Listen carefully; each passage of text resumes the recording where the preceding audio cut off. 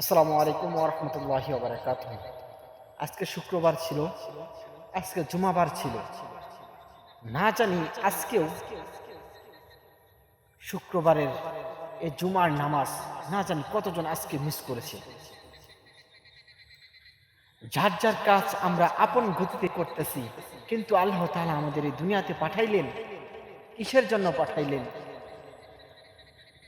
সেই জিনিসটা, সেই হিসাবটা আমরা করি না। দুনিয়াতে আমরা আমাদের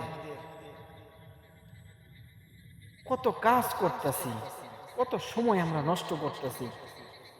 দুনিয়ার জমিনে থেকে আমরা কত কিছুই না করতেছি, কিন্তু 5 ওয়াক্ত নামাজ আমাদের জন্য যে খরচ করা হয়েছে, এই 5 ওয়াক্ত নামাজ আমরা কতবার মসজিদে গিয়ে আদায় করতে পারতেছি, অথচ ঘন্টার পর ঘন্টা সময় আমরা নষ্ট করতেছি, কিন্তু নামাজ পড়ার সময় আমরা বের করতে পারতেছি না। নামাজ পড়ার সময় আমরা বের করতে পারতেছি না। আজকে যদি মারা যায়, আমাকে তো একটু পরেই দাফন করে আমার লাশটা মাটি চাপা দিয়ে সবাই আমাকে একা রেখে চলে আসবে। দুনিয়ার জমিনে আমি আমার সব কিছু ফেলে শুধু 3.5 টুকরা কাফনের কাপড় নিয়ে 3.5 হাত মাটির নিচে আমাকে একাই চলে যেতে হবে। আমার সাথে ধন সম্পদ, জমি জামা কোনো কিছুই যাবে না, শুধু আমি একাই যাব। একটা বারো আমাদের ভিতরে, আমাদের মাথায় একটা বারো চিন্তা ঢুকে না যে হারে, আজকে আমি জীবিত আছি, কালকে তো আমি জীবিত নাও থাকতে পারি, আমার মৃত্যু তো যে কোনো সময় হতে পারে।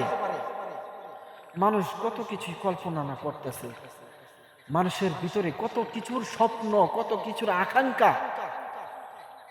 এই স্বপ্ন, এই আকাঙ্ক্ষা মানুষকে সম্পূর্ণ করে তারপরে মৃত্যুবরণ করতে পারতেছে না।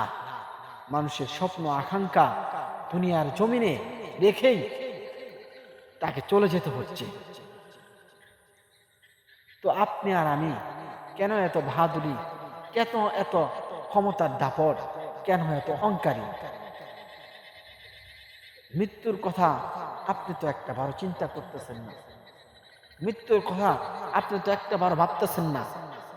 আপনি ভাবতেছেন আপনি মরবেন না, যখন আপনার হায়াত শেষ হয়ে যাবে আপনি ঠিকই তখন মৃত্যুবরণ করবেন।